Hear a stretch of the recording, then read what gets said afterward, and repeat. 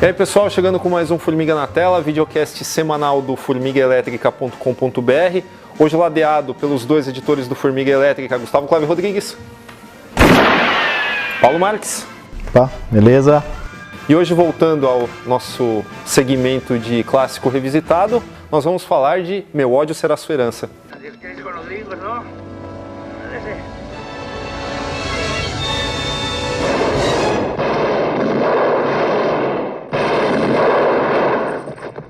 Bom, acredito que o título nacional desse filme poderia ser dirigido, né, por qualquer pessoa de bom gosto ao pessoa que escolheu esse título, né?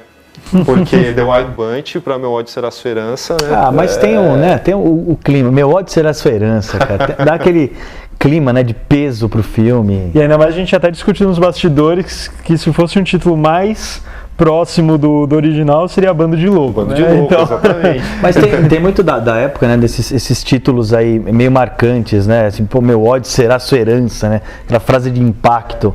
E geralmente os títulos americanos eram completamente diferentes, né? Aliás, Meu Ódio Será Sua Herança também poderia ser a Warner falando pro Sam Peckinpah, né? Porque não foi uma... Essa filmagem até que não foi tão propriamente problemática, né? Mas contextualizando, o Meu Ódio Será Sua Herança, né? O Wild Bunch, ele é um filme de 1969, né? Já entrando na nova Hollywood, apesar de Sam Peckinpah não ser categorizado como um diretor de nova Hollywood propriamente dizendo, e a característica marcante dele é o de western crepuscular, né? Uma coisa que vem para sepultar aquela visão do western clássico, do duelo, Inclusive uma crítica que o próprio John Wayne teria feito, né, sobre esse filme, né? Tem dito que foi o filme que sepultou realmente essa aura romântica, né? Imagino que a galera old school, né, dos westerns, anos 40, né, 50, assim, provavelmente na época não tenha gostado nem um pouco, né? Acredito que muito dos mais jovens, né, até porque a gente estava vivendo essa época, era a época da Guerra do Vietnã, né? A gente já tinha visto, né? A gente não, né? O pessoal na época assim, já tinha visto Bonnie and Clyde, né? Então, talvez atraiu mais o público jovem, né? Então, acho que talvez essa tenha sido muito a ideia desse revisitar, né? A forma de fazer um western diferente para agradar um público já diferente, né? Essa temática, né? Porque é aquele negócio, né? O western é aquele gênero por excelência norte-americano, né? Que você pega desde o cinema mudo, desde o início do cinema, o western foi uma das primeiras películas assim narrativas, né, no cinema. Não era só mais mostrar um trem chegando, por exemplo, né? Então, na verdade, o western criou o Velho Oeste, né? Então, são filmes épicos, né? Eles estão falando de uma determinada época, mas se você for ver, pegando agora a correlação aos índios, né? A briga do homem branco com o índio. Foi um período extremamente curto, assim, tipo 30 anos, assim, né, pegando de 1860 até 1890. O western, ele fala muito mais do que esse período, né, então o próprio gênero, até tem um historiador, o Richard Slotkin, que ele fala que as histórias, elas são criadas a partir de histórias da sociedade, né, as narrativas, elas são criadas a partir da história de uma sociedade. E conforme elas são repetidas ao longo do tempo, elas adquirem um poder mais simbólico, né? De simbolizar uma ideologia e também de dramatizar uma consciência moral da sociedade.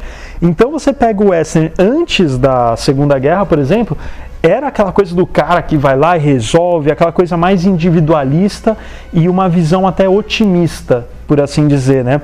E até o negócio, né, da donzela em perigo, vai o cara e salva. Depois da Segunda Guerra, a gente teve um outro panorama. Por mais que a Primeira Guerra tenha sido extremamente violenta, tenha tido muitas mortes, na Segunda Guerra, com a comunicação abrangendo um número muito maior de pessoas de uma forma muito mais visual, né, com fotos, filmagens, a coisa da morte e da violência não se tornou algo muito agradável, né? Além disso, o próprio papel da mulher indo para o mercado de trabalho, porque os homens estavam na guerra e tal, todo o panorama mudou, né? Então, depois, o western do pós-guerra, ele teve esse enfraquecimento gradativo dessa visão otimista e passou a ter o lance da ambiguidade. pela Guerra do Vietnã que o Paulão citou antes, né? Então, opa, peraí, a violência, ela nem sempre é justificada, muitas vezes ela tem um viés político por trás, às vezes o cara que está matando em nosso nome é pior do que o cara que ele está matando, e às vezes o cara que ele está matando em meu nome é um cara bom. Sim. Né? Já começa uma ruptura bem clara, já em Rastros de Ódio, né, que é de 56, que tem um John Wayne completamente despido de glamour, né? Talvez nem ele tenha percebido isso, né, enquanto filmava. Mas a década de 60 ela já é marcada por um tipo de western diferente, né? Que a gente pode encontrar aí, sei lá, os westerns do Anthony Mann, por exemplo. A gente tem um outro cineasta que é legal citar para entender o trabalho do Sam Peckinpah, que é o Monty Hellman. O próprio western Spaghetti já é uma negação daquele western clássico. E falando em western, o Sam Peckinpah, ele tem o western no seu DNA, né? Ele fez 3 antes de fazer o Meu Ódio Será Sua Herança. Mas eram filmes não tão diferentes assim na sua preocupação, no seu conceito, mas a assinatura definitiva dele só vem mesmo com o The Wild Bunch. Que, por sinal, você citou o Bonnie and Clyde, né? A gente tem aí a famosa câmera lenta, né, que tornou o famoso Bloody Sam por conta do começo e do final de Meu Ódio Será Sua Herança. É impossível falar que não houve uma influência, né, do final de Bonnie e Clyde com aquilo que viria a ser a assinatura visual, uma das, né, assinaturas visuais do Sam Peckinpah. Eu acho até que não só pelo final, que é bem claro, né, que tem essa semelhança, é até pela estrutura da história, né? A gente está falando, o Wild Bunch também tem, né, o grupo, né, são os homens lá, os fora da lei, né, que de alguma forma com o passar do filme você vê que os caras estão cansados, né, da vida, eles querem, né, já viveram tantas, né, histórias, estão cansados daqui. Bonnie and Clyde também é a mesma coisa, você tem o grupo, né, que você vê a formação dele, mas eles, ao passar do tempo, eles também já estão cansados da vida rotineira de violência, né, que vai acontecendo. Então, assim, existe a semelhança e, logicamente, o final é o mais clássico, né, porque é uma coisa muito mais direta, né, da semelhança. Mas tem esse lado, né, da própria trajetória, né, do filme, que tem um pouquinho dessa semelhança também. E o fato do bando selvagem, né, no caso, ser composto por homens cansados, né, dessa vida, não só. A gente vê que uma das grandes sacadas do filme é ambientar isso, sei lá, já passada a primeira década do século XX, né? Então a gente já tem automóveis, a gente já tem menções a aviões, né? E a gente tem também uma figura assim que realmente sepulta mesmo o western clássico, que é a metralhadora, né? Acabou você, sei lá, aquele negócio homem a homem e tal, aquele negócio de honra. Você pega o negócio e passa fogo em todo mundo. O que tem muito a ver com o Vietnã, né? Com aquele momento, com aquele recorte. E vamos falar a verdade, né? Que as críticas que o Sam Peckinpah recebeu por conta de Meu Ódio Será Sua Herança, elas, na época, elas foram absolutamente injustas, porque não é uma glamorização da violência, não é um trabalho de um sádico. Ele está realmente criticando a própria violência. Exato, e mostrando como é desagradável aquilo, né? A gente falou do final, a morte dos irmãos Gort, que ela é absolutamente distendida, né? Aliás, poderia até ser um exemplo no livro do Tarkovsky, né? Esculpir o Tempo, né? Porque ele procura a reflexão da violência, né? Ele procura mostrar que não é agradável aquilo, ele traz o incômodo por conta do Vietnã, né, 69, e também pelo fato do Vietnã estar entrando nas casas dos americanos naquele momento via TV, que também foi uma preocupação declarada do Sam Peckinpah em entrevistas, que ele vai ver depois na carreira dele, mas...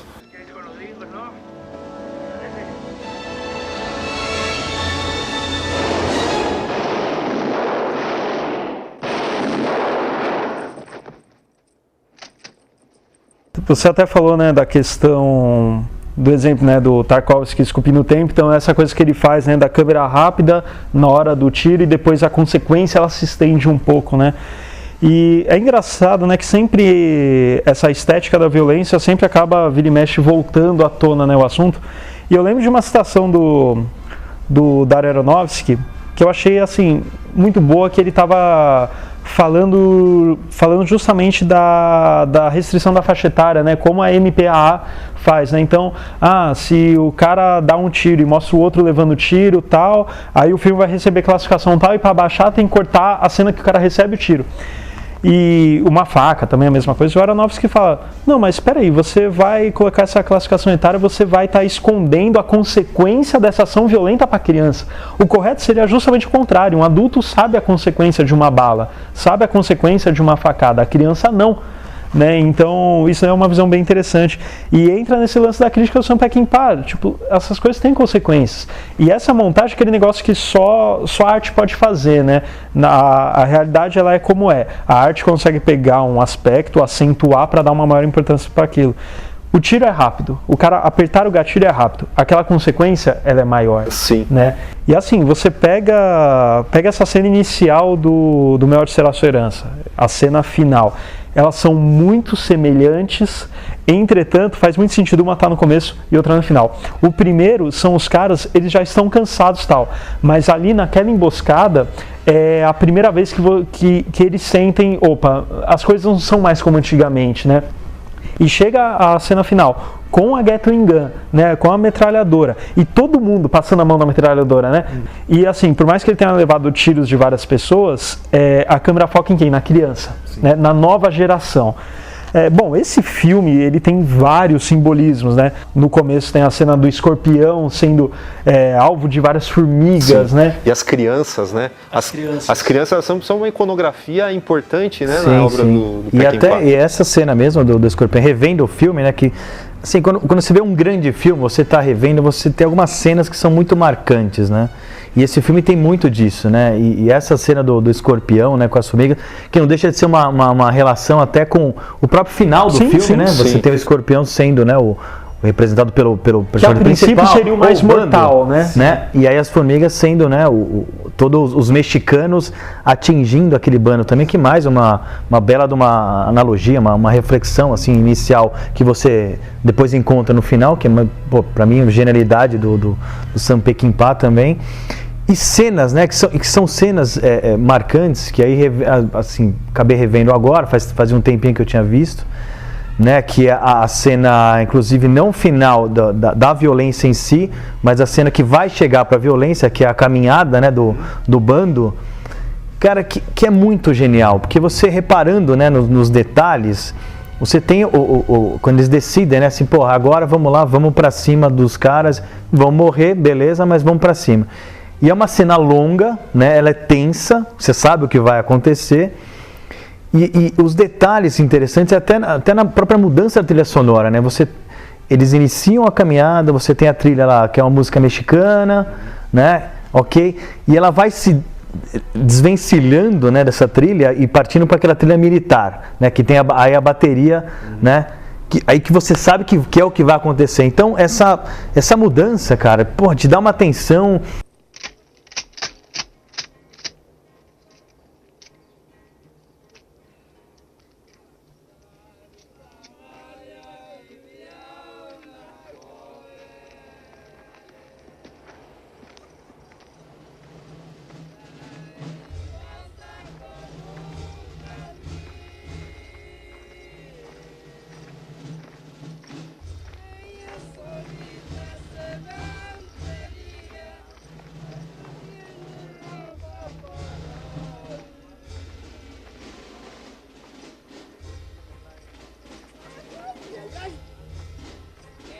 Você citou a trilha sonora, né, do Jerry Fielding, que também foi um parceiro meio que recorrente, trabalhou bastante aí na filmografia do Peckinpah. Sobre o Last Walk, né, como ficou conhecido, foi improvisado. Eles inventaram na hora essa parada e ficou muito bacana, não só pelo plano ser lindo, né, aquela virada assim que, sei lá, nem sei se o Tarantino chegou a copiar isso algum dia, né? Mas o Tarantino injustamente chamado durante um tempo de herdeiro do Sam Peckinpah, né? Sendo que o tipo de violência, os tipos de violência são muito diferentes, né? Mas sobre esse final, eu estava até comentando com o Gustavo outra vez, comparando com outro filme, que ele é bacana porque a escolha dramática desses personagens que falaram, tá, nós vamos morrer, tem a ver com o fato do tempo do fora da lei já ter passado, né? Mas tem também o lado de que existia uma saída, né? O cara falou, vai lá, fica na festa, pega a mulher e tal, depois você vai embora, acabou, né? Então a porta estava aberta, mas não, o cara escolhe voltar lá, vai atrás do seu amigo, mesmo sabendo que todos vão morrer no final, né? É quase operístico, né? Por assim dizer. A gente ficou falando, né, dessa passagem, né? O filme de fato é a passagem daquele western clássico para um novo tipo de western, quer dizer, novo tipo, né? Acabou decaindo, né? Normal da época. Mas o legal é que assim a cena final, quando eu digo a cena final aí não é nem o banho de sangue que tem lá, né? Mas a última fala, que é do cara falando pro Thornton. Ele fala, pô, anda comigo, cara, anda comigo. Pô, daí ele fica meio assim hesitante, daí ele fala, eu sei que não vai ser como antes. Sim. Mas vem comigo. E daí o cara levanta e vai. E, nossa, assim, aquele fechamento... É engraçado que hoje, com um distanciamento histórico, uma compreensão do gênero como um todo, né, do seu apogeu, sua queda, a gente consegue entender essa fala, todo o simbolismo dela, né? Então, quanto mais o tempo passa e quanto mais você estuda o western, mais essa fala ela vai se destacando, assim, né? Well, me and the boys here, we got some work to do.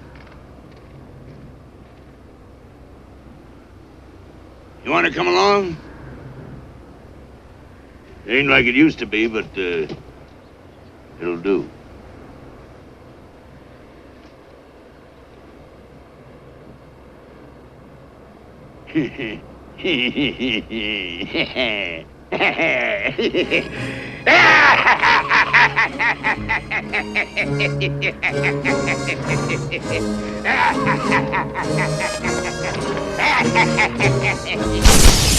Então é isso, pessoal. Esse foi mais um programa de Clássico Revisitado com o Meu Ódio Será Sua Herança. Acesse nosso site, formiguaelétrica.com.br. Procura a gente nas redes sociais, manda um e-mail pra gente. Todos os links estão aí na descrição do vídeo. E é isso, a gente se despede aqui. Falou!